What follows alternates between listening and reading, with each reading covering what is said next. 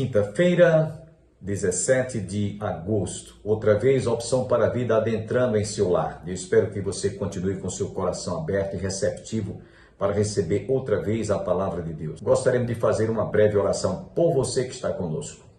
Pai, pedimos-te a tua bênção agora sobre cada internauta, sobre cada telespectador, que a tua palavra venha de encontro às nossas necessidades. Abençoe a cada família e a cada coração que está em sintonia conosco. Portanto, nós te rogamos agradecidos todas estas bênçãos, em nome de Jesus.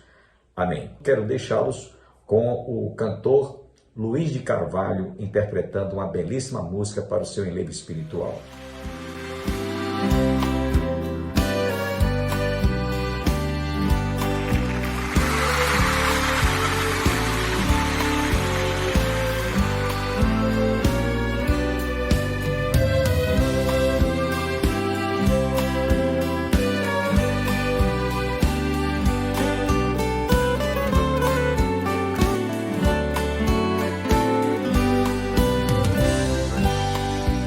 A minha alma estava longe do caminho do céu.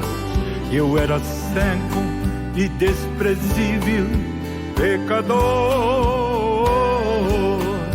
Mas Jesus já transformou minhas trevas em luz, quando estendeu sua mão para mim.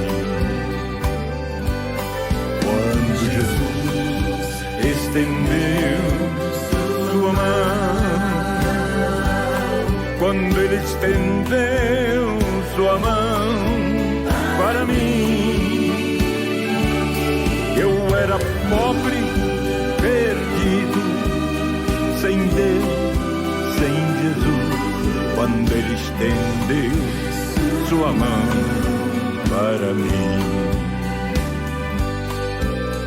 Agora me regozijo desde que o aceitei, e na tempestade eu posso sossegar,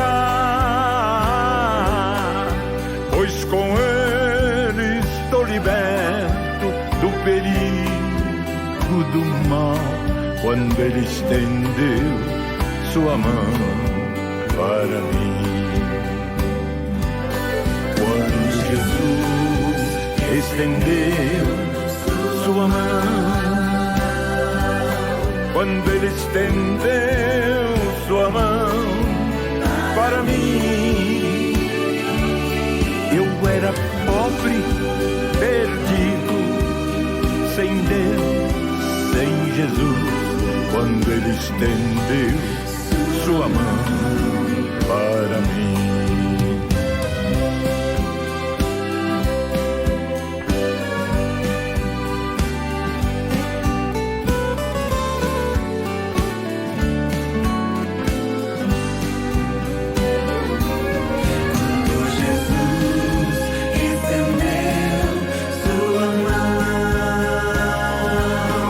Quando Ele estendeu sua mão para mim, eu era pobre, perdido, sem Deus, sem Jesus, quando Ele estendeu sua mão para mim. Quando Ele estendeu sua mão para mim.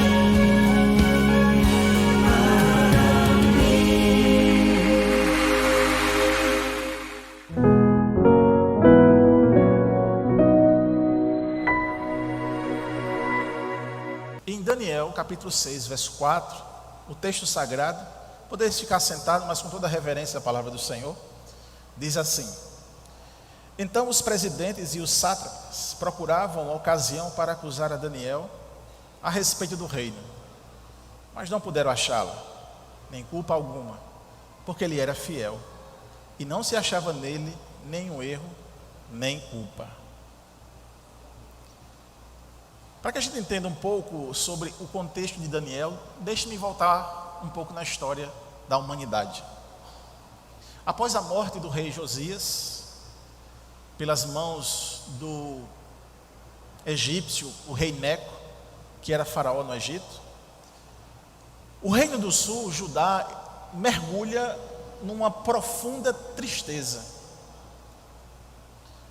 Sem um rei que era um modelo de crente, e um modelo de crente que demonstrava na sua gestão como político um temor ao Senhor, e que ele, como rei ou um político na época, levou o seu povo ao conhecimento de Deus através da palavra, das Escrituras. Após a morte então do rei Josias, esse rei então tão amado pela nação, essa nação ela mergulha em pecado, e ela começa um declínio moral, e esse declínio moral de todo o povo foi de uma profundidade que os níveis de promiscuidade, de idolatria, de casamentos mistos começam a aumentar drasticamente na nação. Isso era uma afronta à santidade de Deus.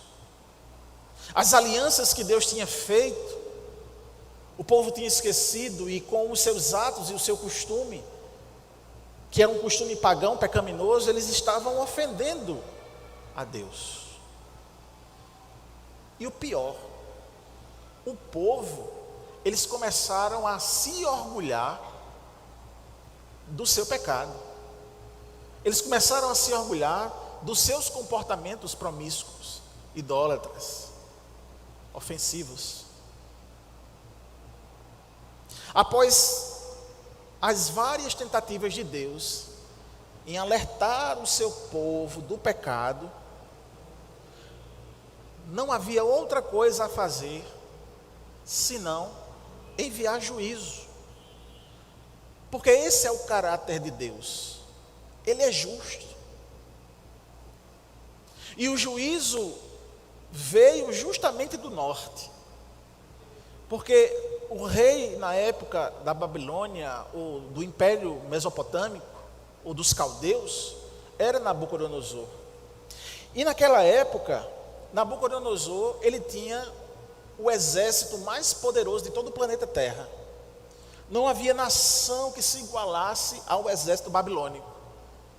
Quando você lê livros de história, quando você vê filmes que contam esse período, você tem justamente essa menção do poderio bélico do exército da Mesopotâmia, da Babilônia. E o pior, dentro da história da humanidade, os requisitos de crueldade desse exército é um dos piores já visto. Eles tinham prazer, para você ter uma ideia do nível de crueldade desse exército, de empalar as pessoas. Para quem não sabe o que é empalar, depois você pesquisa no Google o que é um empalamento. E o juízo veio justamente dele. Nabucodonosor, então, naquela época, uma nação mais poderosa também, após a batalha lá em Carquemes, e naquela batalha, Nabucodonosor, ele mata o rei Neco, que tinha matado Josias, e ele desce, então, vindo do norte, que Carquemes fica ao norte de Israel, ele desce para Judá, e quando ele entra em Judá, ele entra com gosto de sangue, ele entra com toda a sua fúria, e o seu exército protagoniza as mais horripilantes cenas de crueldade contra o povo de Deus. Há alguns comentários que dizem que nas ruelas de Jerusalém mais parecia um rio de sangue, de tanta crueldade. O livro de Daniel, ele começa tragicamente com o rei Nabucodonosor da Babilônia conquistando Judá e levando Daniel e seus 3 amigos, os utensílios do templo, e leva tudo isso para o exílio. Capítulo 1, verso 1 ao verso 7. Desde o início, o livro de Daniel deixa claro que ele não tem um compromisso de falar sobre um conflito qualquer entre 2 povos. Mas o que Daniel vai querer dizer nas suas entrelinhas é justamente o duelo entre os deuses falsos e o Deus verdadeiro. O livro também não vai tratar sobre o heroísmo dos jovens que foram jogados na fornalha. Embora a gente goste de frisar isso, né? Até a gente entona um pouco a voz, porque é emocionante o que Deus fez com aqueles jovens. O interessante é que Deus não livrou-os da fornalha, mas livrou eles na fornalha. Mas o livro também não quer contar apenas a história de Daniel quando ele foi condenado à cova dos leões. E outro fato interessante é que Deus não livrou ele da cova dos leões, mas na cova dos leões. Isso diz muito à nossa vida. Isso diz muito quando nós somos crentes e estamos passando por uma tempestade. E o conforto para o nosso coração é que Deus está livrando você na tempestade. Na Babilônia, o povo de Deus enfrenta uma abominação dos próprios babilônios, e os babilônios então tentam dominar o povo, trazendo para ele a cultura, trazendo para ele a sua religião, trazendo para ele, e nessa cultura e nessa religião estavam justamente os seus banquetes, as suas comidas e os seus costumes.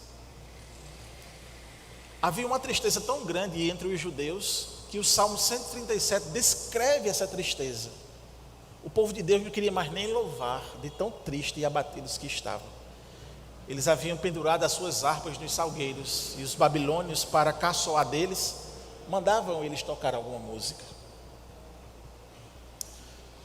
Dentro dessa perspectiva colocada como tema, que reflete o posicionamento do cristão na sociedade e a responsabilidade do testemunho, eu quero tomar por base algumas virtudes apresentadas por Daniel neste versículo, e que reflete na responsabilidade de cada um de nós. Hoje comemoramos o Dia dos Pais, e nada mais oportuno para pensarmos esta noite do que a nossa responsabilidade como cristãos autênticos, e que os nossos filhos precisam ter dentro de casa. A primeira coisa que eu destaco na vida de Daniel e que transporta para o nosso testemunho é que Daniel era um homem honesto. Ser honesto é uma característica do que é ser decente, do que tem pureza e é moralmente irrepreensível. Todo mundo conhece alguém, todos nós conhecemos alguém que seja um mentiroso habitual. O que acontece quando o mentiroso diz a verdade? As pessoas não confiam mais, mesmo quando está contando a verdade. Além disso, mentir fere os sentimentos daquele que é enganado. Ao mentir, nós estamos implicitamente dizendo: você não é importante para mim. Não quero ter um relacionamento aberto e íntimo com você. Existem áreas da nossa vida que não lhe diz respeito. Então, o engano é uma barreira séria à comunicação.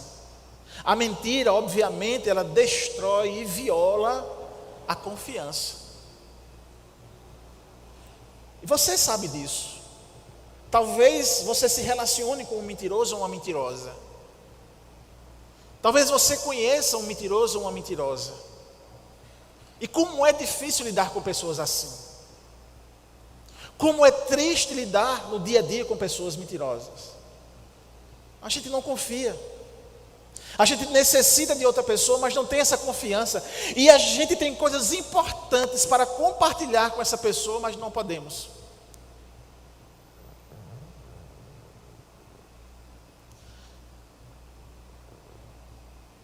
Daniel, ele estava estabelecido pela palavra e devoção ao seu Deus. Isso fez com que ele glorificasse a Deus sendo honesto. Então, os presidentes e os sátrapas procuravam uma ocasião para acusar a Daniel a respeito do reino.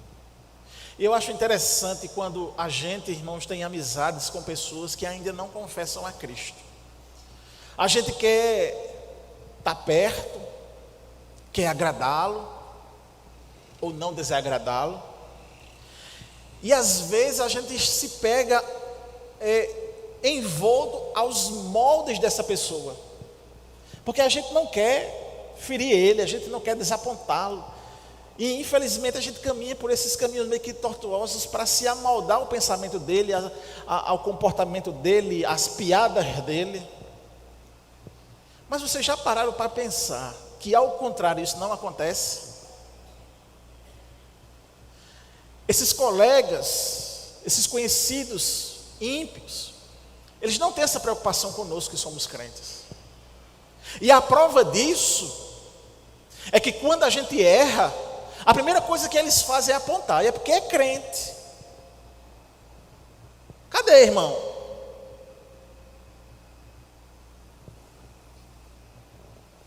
Lá no meu trabalho, de vez em quando, sobe a mensagenzinha. E aí, pastor? Quando sai uma notícia de um pastor que roubou, que fez falcatrua, aí eles aproveitam a oportunidade. E aí, pastor?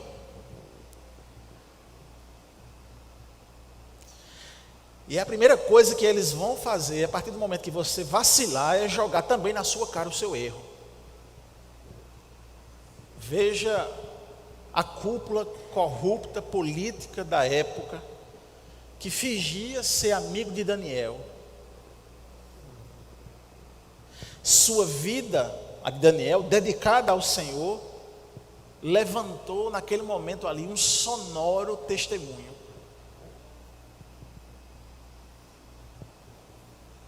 Daniel era tão consciente do seu compromisso com Deus, pelo que Deus é, e que sua fé era tão importante, que levou ele a patamares perante o mundo nunca visto.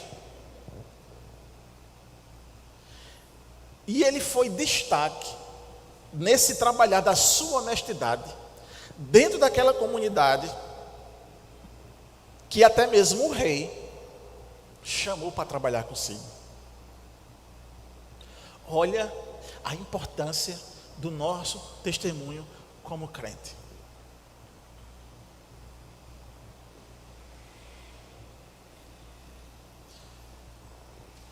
E nesse levantar para trabalhar num lugar hostil, né? Porque a política é um lugar hostil, o ambiente político é um lugar hostil para o crente, mas a sua honestidade fez com que ele galgasse cargos elevados. Em contrapartida, suscitou inveja e ciúmes daqueles outros governantes. E ao olhar a vida de Daniel e procurar alguma coisa que Daniel está fazendo, algum deslize na administração, algum dinheiro desviado, alguma mentira a ser contada, alguma coisa a ser ajeitada, eles não encontraram. Porque Daniel era honesto.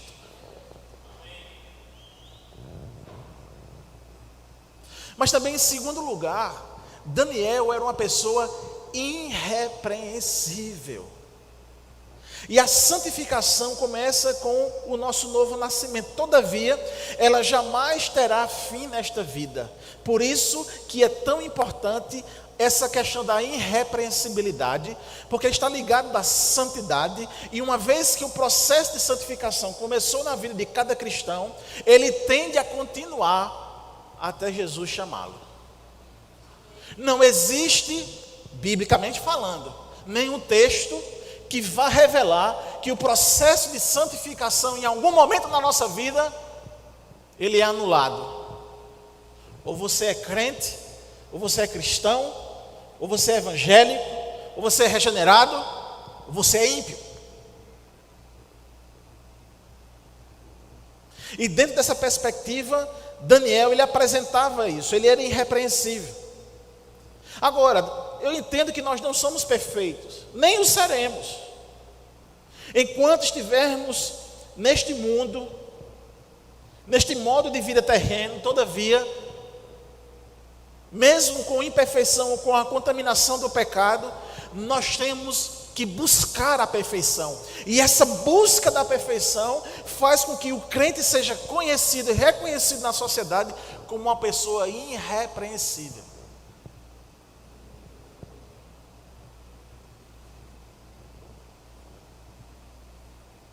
Mas é interessante pensarmos, irmãos, que nós precisamos prosseguir para alcançar aquilo para que cada um de nós fomos designados por Cristo Jesus.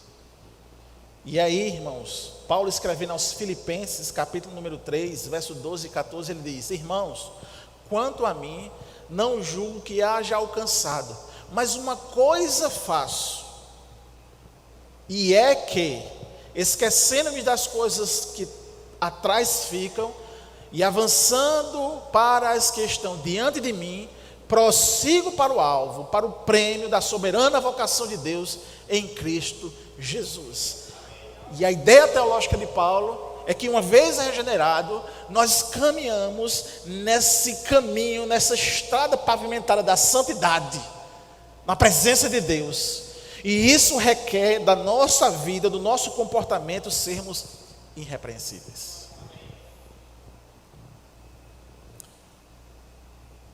E isso indica também, irmãos, a necessidade do convertido adquirir novos hábitos pela prática da verdade em amor, tornando-se em casa, que é a área de sua vida mais proeminente, que não tem como esconder, ser uma vida dentro de casa parecida com a do Senhor que você serve. Ou seja, ter a sua vida parecida com a de Cristo. E eu não estou falando aqui de hábitos religiosos. Eu estou falando de irrepreensibilidade, de honestidade.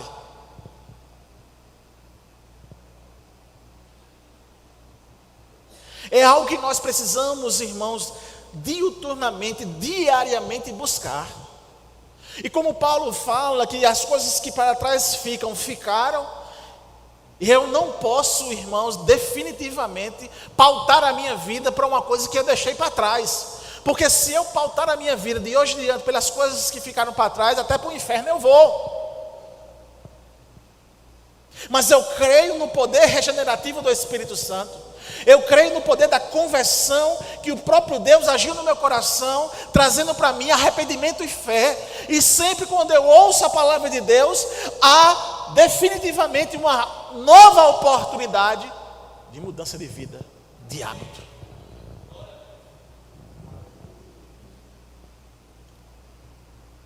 O mundo tem um costume de dizer assim: pintou e bordou e agora quer ser santo. É isso mesmo. Aleluia. Eu dou glória a Deus por isso. Porque olha o efeito que já causou na vida do ímpio, né? A pessoa se converteu, pintou e bordou, agora quer ser crente. Eita glória. Machei agora.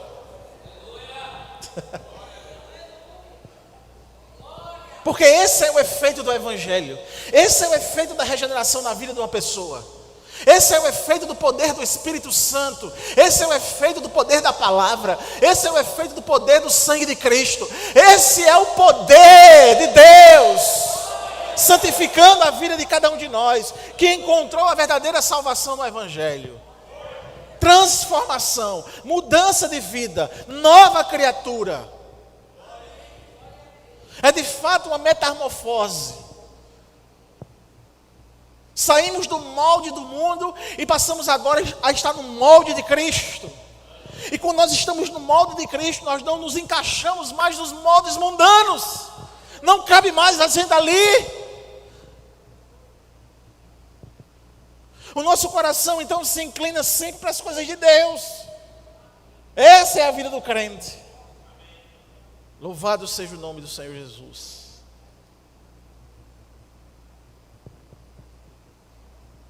Então, irmãos, saiba que a graça de Deus, ela é educadora. Nela somos instruídos a abandonar todo resquício de estilo ímpio de viver. O pastor Tito havia recebido essa recomendação do apóstolo Paulo na carta dele. Tito, capítulo 2, verso 11 e 15.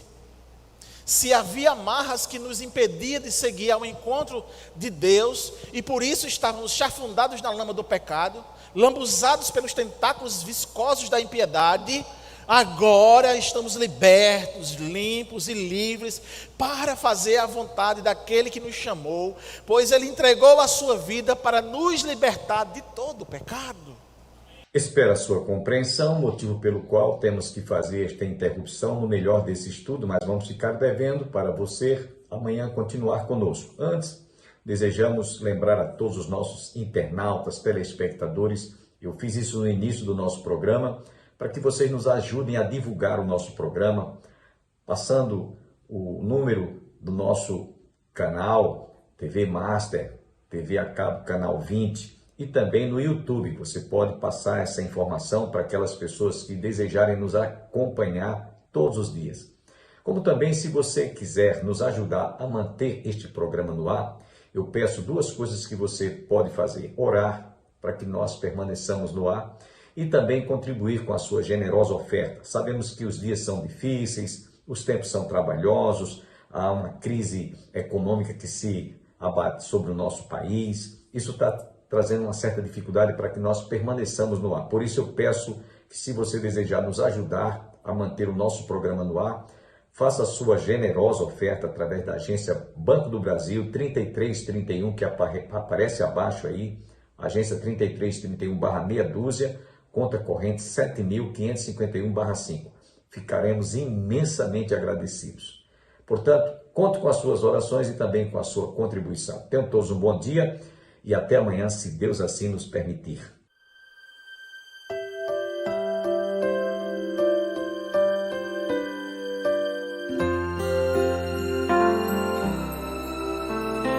Deus tem um plano em cada criatura. Aos astros Ele deu o céu, para cada rio Ele deu um leito e um caminho para mim traçou. A minha vida eu entrego a Deus, pois o seu Filho entregou por mim. Não importa onde for, seguirei meu Senhor, sobre terra e mar, onde Deus mandar, irei. Deus enumera cada grão de areia, as ondas o venceu mandar. As aves em seus rumos lhe obedecem, seu carinho faz abrir a flor. A minha vida eu entrego a Deus, pois o seu Filho entregou por mim. Não importa onde for, seguirei meu Senhor, sobre terra ou mar, onde Deus mandar,